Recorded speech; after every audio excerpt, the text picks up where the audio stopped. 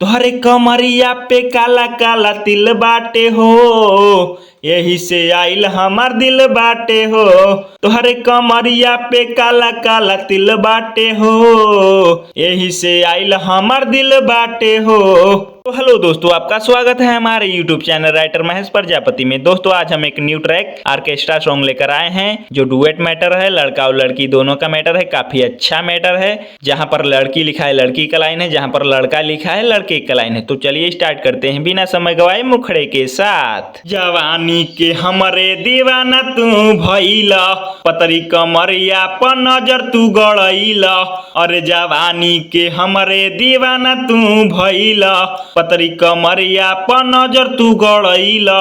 तोहरा लागो दाम नाही चीनी मिल बाटे हो, अरे तोहरा लागो दाम नाही चीनी मिल बाटे हो। तोहरे कमरिया पे काला काला तिल बाटे हो, यही से आइल हमार दिल बाटे हो। तोहरे कमरिया पे काला काला तिल बाटे हो, यही से आइल हमार दिल बाटे हो। फर्स्ट तोहरा आगे बाटे सब धन फीका, अब लगा दी प्यार वाला टीका। नचनिया समझ के उठाव न फायदा, न तो बाबू तोहर बिगाड़ देहब कैदा। अरे नचनिया समझ के उठाव न फायदा, न तो बाबू तोहर बिगाड़ देहब कैदा।